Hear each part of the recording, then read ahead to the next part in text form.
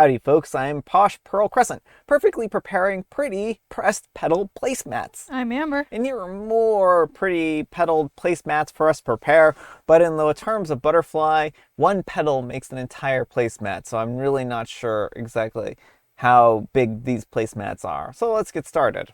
Alright folks, and our first letter is titled, Am I a Jerk for Telling a Coworker I Saw His Wife with Another Man? So I work at a high school and I have two coworkers who are married. The husband has been there for a few years and the wife just came to our school last year. She is one-to-one with a student and teaches history. Her husband really is friendly and outgoing and talks to everyone. The wife, not so much. She is not rude or anything like that. She keeps to herself in the special ed department and she loves the kids, but she doesn't interact much with the staff as far as I've noticed. Well, I was at the farmer's market this weekend and I saw the wife there with another man who happens to be a teacher at our school. They were laughing and just having a grand old time eating, listening to music, shopping, etc. I went up to them and said hello, and she said hello and they made some small talk and then I left. It did just seem odd, so I texted her husband and I told him what I saw and that his wife was at the farmer's market with Mr. Teacher, and they seemed very close. My coworker texted me back laughing with an emoji and saying that I should mind my business and that those two are friends. And they love to go to the market and breakfast on Saturdays. It's my day to sleep in and I hate the market and she loves it and apparently he does as well. He made me feel like an idiot for telling him, but I know if my husband was out with another woman, I would want someone to tell me, even if it was innocent. So, am I the jerk for telling my coworker that his wife was out with another teacher? All right, folks, what do you think? Yeah, OP, I think you're the jerk here. I mean, they weren't doing anything nefarious. If they'd been like ducking and hiding or like holding hands or, any number of things, getting all affectionate in public, I could understand the concern. But with them just like walking around acting friendly, like you're allowed to have friends who are different genders. Yeah, I think that's the big difference here, is that if this had been a situation where they were actively, suspiciously looking like they were actually cheating, kissing, holding hands, like you mentioned, going into Yeah. hotels mysteriously, that might have been a little bit of a different situation here. But given that they didn't appear to be hiding anything, and like if they had started panicking and like trying to Yeah. pretend like they didn't know each other or looked suspicious, I could understand OP being like, yeah, there's something a little weird going on here. Maybe you should know about it. But there's nothing here that makes me think, oh, they're cheating. Well, exactly. And I mean, I think OP might want to work on her own insecurities, if they would be that upset if, to see their husband with another woman, and, like they want someone to tell them if their husband was walking around with another woman, even Mm-hmm. innocuously. It's like that's unnecessary. Like your partner should be able to have friends of a different gender Mm-hmm. and not have to like, uh, you know, Yeah, not, they should just be able to have another friends of another gender. Yeah. yeah. But let me know what you folks think. So anyhow, take care and good luck. And Homeboat199 says, You're the jerk for assuming the worst. You already admitted that you were biased against her in your description. You thought that you could mess with an unpleasant lady from work. Mind your own business. And Opie replies, I don't have a bias against her, she's just not friendly. She doesn't talk to many coworkers and she doesn't actively participate in meetings or get-togethers. The one-to-one student that she is with loves her, and so do the other students in the self-contained classes. So she's not a bad person, just aloof. I mean, being aloof in school doesn't necessarily mean that you're going to be entirely aloof out and about, right? Well, that's the thing. Is like when you're working, like even if you like your job, it can be draining, and sometimes you don't want to be a social butterfly. And so, you can still be social and have friends when you're off the clock. Mm-hmm. And Forward Doubt 1795 says, I'm curious why the OP felt the only option for why these two people were spending time together was cheating. What if she was trying to buy a gift for her husband and she asked her coworker, also a dude and a teacher, to help? What if they have a relationship that's non-monogamous? What if they are friends and enjoy the farmer's market, as the husband said? Also, why is this any of your business? You work with a man, you are not friends, right? And OP replies, work friends, yes, the husband and I work in the same department. And I just think that it's odd for a married woman and a single man to go to places like the market alone together. Seems like a very coupley thing to me. So, I mean, I think that this person uh, was kind of on the right track, but I think there's a little bit of a subtlety. Like, I think, like, if even if they were in a non-monogamous relationship, it would still be, if OP felt like it was their place to kind of talk to the husband and get clarification, I don't think there would have been a problem with that. Been like, oh, hey, I saw your wife. She was kind of kissing this other guy. I hate to be the bearer of bad news. Yeah, I mean, I don't think there's anything wrong giving someone a heads up when you think there's cheating going on. I Yeah. do think that can be an important thing. And then it becomes awkward for everyone and they have to explain, oh, actually. But, I don't think there's something wrong with giving someone a heads up when you think when you have actual Mm-hmm. evidence to go with these cheating allegations. But to just be like, well, they were at a market together and she's a married woman and he's a single man. Like, I mean, I've had guy friends, and who I would hang out with, and it's not weird. You can hang out with people of different genders. Mm-hmm. And O Block O'Clock says, OP, back up like 10 feet for a second. Really? We hit the alarm because she was laughing with a coworker at a farmer's market? And OP replies, I've never seen her interact with this other teacher, ever. They seem different as night and day. We are talking about a one-to-one special ed, para, and a band director, and I've never seen her that animated at school all year. I think that OP needs to understand that sometimes there's a work version of people and Mm-hmm. sometimes there's a outside version of people, right? Just because someone's reserved at work doesn't mean they're reserved out and about, right? Right. And I mean, friends, sometimes, you have like the one quiet, reserved friend who knows how, and then the other one really social friend who Mm-hmm. can bring the reserved friend out of their shell, so to speak. Like, there's nothing odd about people having different dynamics in a friendship. Yeah. All right, folks, and our next letter is titled, Am I a Jerk for Joking About a Coworker's Car and Country? I'm a 32-year-old male and I work for a multinational company and recently took a vacation. I am single and in a high cost of living Canadian city and I can't split rent or bills like my coworkers in relationships. I had unused vacation days, but I couldn't really afford traveling anywhere and it isn't fun alone anyways. Well, during a one-on-one call with my Indian coworker, Ravi, not his real name, I mentioned that I was burned out but probably wouldn't go anywhere because of these reasons, and he surprised me by offering to host me in India. I thought that he was joking, but he was serious, and after some back and forth, I accepted.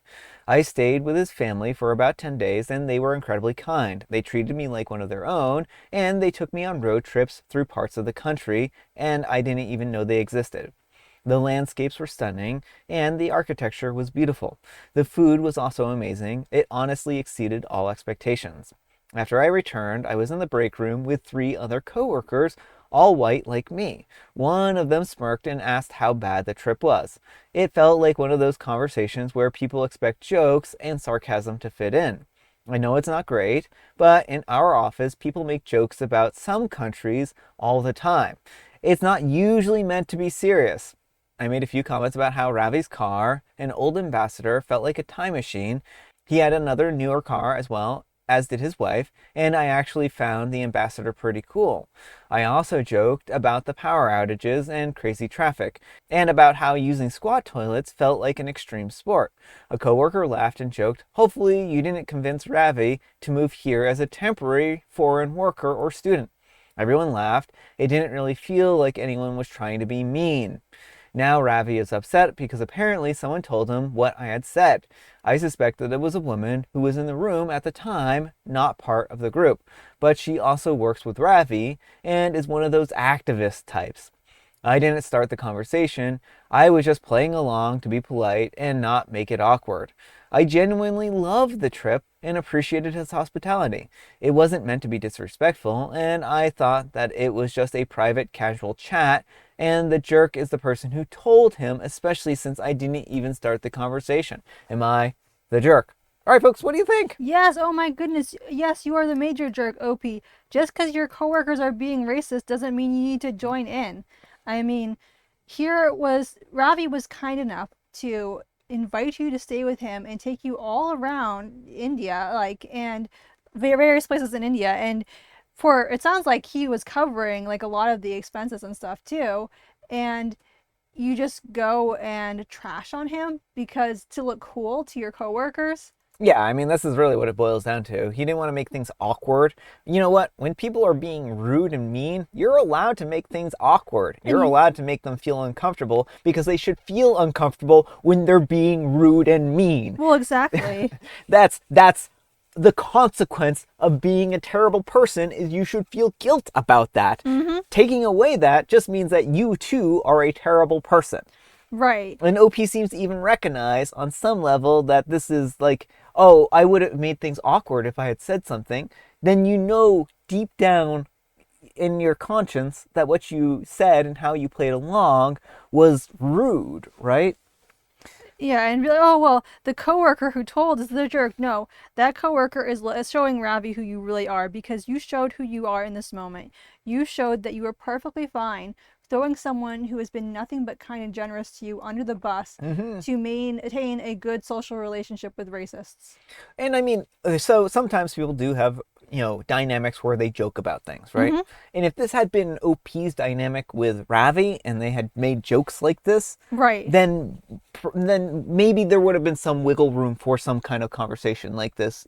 But I would think that would have to have Ravi there Well, that's to it. actually joke along. Otherwise, you're just kind of punching down at somebody who was generous and hosting you, right? Exactly. Like Ravi wasn't even in the room. And that's why Opie thought that he could get away with it because, well, he's not there. I can be racist all I want. But the thing is, someone shouldn't have to be in the room with you for you not to be horrible to them. Yeah, I mean, I think the litmus test here is, would you have said these things in front of Ravi? And if you knew that something like this would make Ravi upset, then why did you say it at all? And why didn't you stop people and defend them, right? Right. And why are you so concerned about courting the favor of your coworkers when they're being racist? Like, Yeah. why is that your office culture? Why aren't you challenging that office culture? And I mean, I think that just speaks that OP participates in it and has no problem with it. That I think they are just fine with it. I mean, the fact that they're like, oh, we joke about some countries. Yeah. Why? Why does that even come up in your work day-to-day work life that you feel so inclined to rag on other countries? Right. Like, I've been in work environments, and I don't think I've ever been in a situation where people have just been trashing on another country. Yeah, I think it's peculiar at the very least. But let me know what you folks think. So anyhow, take care and good luck. And Even Enthusiasm 7223 says, so to fit in with people insulting a coworker, you started making fun of someone who is beyond generous and accepting of you in their home. You insult his car, his family, and the fact that he helped you take a vacation that you would never have been able to afford. All in the name of trying to fit in with a group of racist people who want to just make fun of him. Just because you didn't start the conversation doesn't mean that by adding to it that you are innocent. Stop trying to make excuses and apologize to him, because you will never ever be off another opportunity by him or anyone else who knows what you ever did again. You're the jerk, not just for what you said, and not just for the fact that you couldn't even appreciate what he did for you, but also that you had to fit in with people that were being mean and evil with the excuse that I didn't start the conversation, but you did add to it. And OP replies, I am going to apologize and explain that it was a misunderstanding, and I really did think the car was really cool. Where's Right? the misunderstanding? I don't think there's any misunderstanding here. There isn't a misunderstanding. He's just trying to save face. Mm-hmm. Oh, it's a misunderstanding. And No Confidence 5235 says, nope, you're not truly sorry if you're trying to downplay what you did and refusing to take responsibility for your actions. You need to admit that what you did was wrong. He'll never do anything for you again, and you better not whine about it. Go back to your racist friends, you jerk. And OP replies, they're coworkers and not friends. I wouldn't really be friends with such people, but I do like to fit in at work. It helps a lot when it comes to career advancement and just to agree with everyone. Ah, I get it. So it's fine to be racist as long as it helps your career and is a means to an end. I get it now. Yes.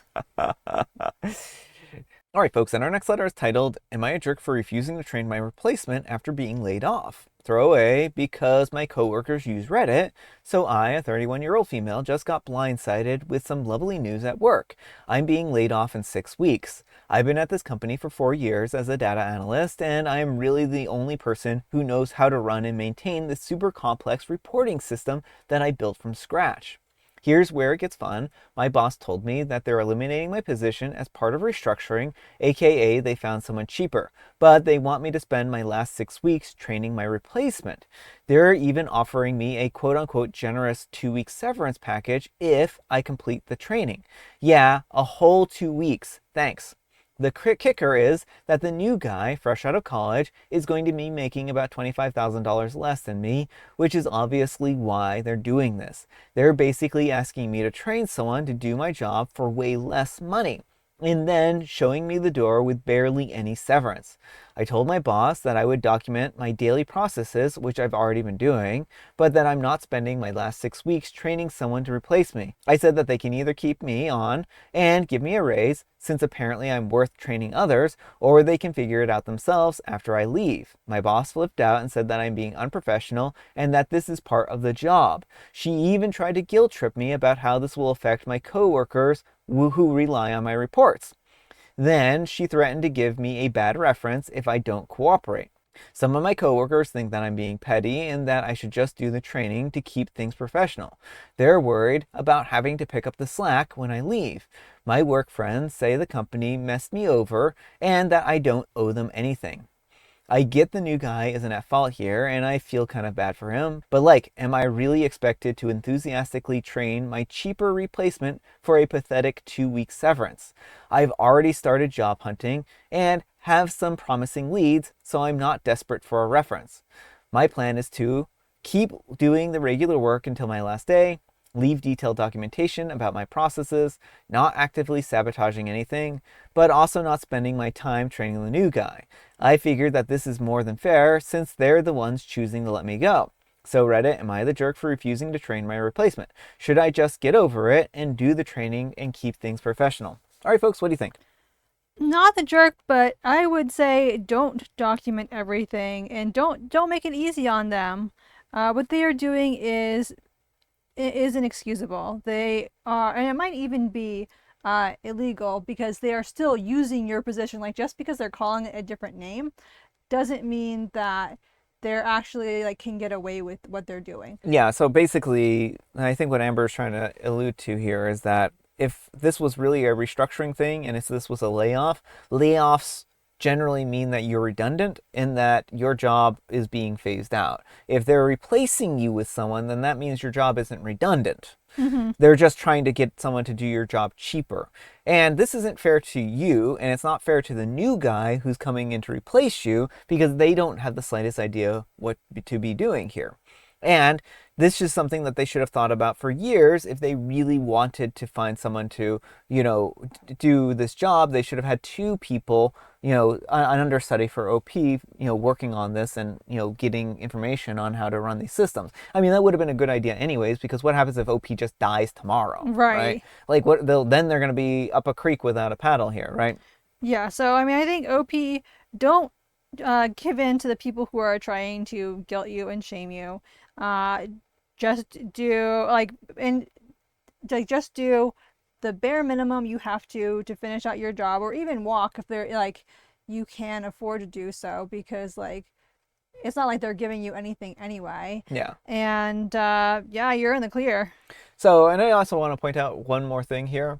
The fact that the boss is saying that we'll give you the severance if you train this person makes it completely optional, because they're saying it's optional, right? Mm-hmm. So if they're admitting that this is completely optional, that they will give you the severance if you complete these terms, well, then that's a verbal contract right there. You don't have to complete the training and you can reject the 2-week severance, right?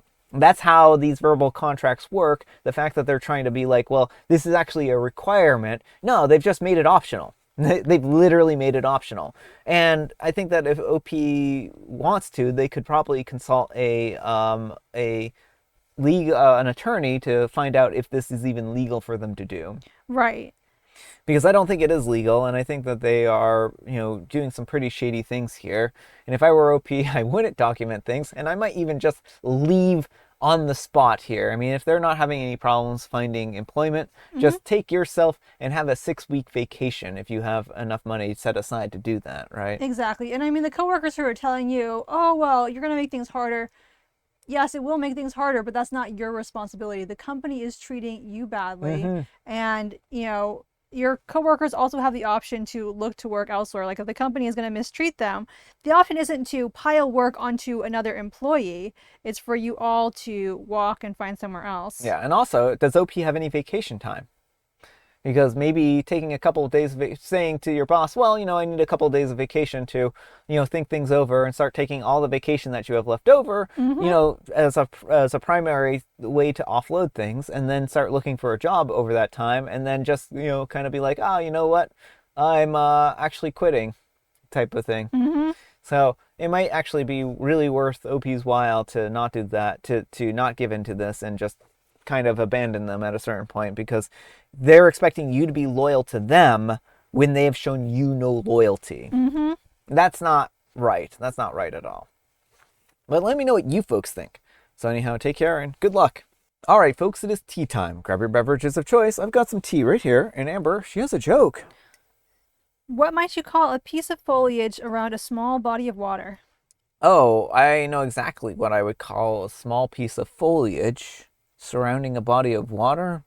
I would call it a reverse island, because and usually like a body of water surrounded by foliage is a lot like an island surrounded by water. Normally we would call them lakes, but I am a special snowflake and I like to call them reverse islands. Well, the piece of foliage could be called a pond frond. Oh, a pond frond. And it's National Simplicity Day today in honor of Henry David Thoreau. All I can think of when you say pond frond is I'm Hans and I'm Fronds and we're here to pump you up. It's an old reference. Amber doesn't get it. She's looking at me like I'm speaking another language. Yes, I am a wee little unenlightened one. What day is it? I was too distracted by Franz. National Simplicity Day in honor of Henry David Thoreau. So make your life simple by wandering away into a forest and spending a year there writing poetry, but not really actually spending the whole time there, and wandering back into town to get yourself supplies and stuff like that, and just claiming that you've done it. I don't know. Let me know what you think of that idea. And I have a special guest tea today. I have the chocolate tea again. Tastes like chocolate. Chocolate? Another a SpongeBob reference now. All right, folks, that's all the time we have for today. Thank you so much for watching. Happy Spectacular Saturday, folks. I hope your Saturday is off to a spectacular start. Remember, we need some kind of moral advice and or guidance, and please have it on employment. It's not your responsibility to save bad companies from themselves. Yeah. But thanks so much for watching, and we'll see you all tomorrow. Bye. Howdy. Howdy.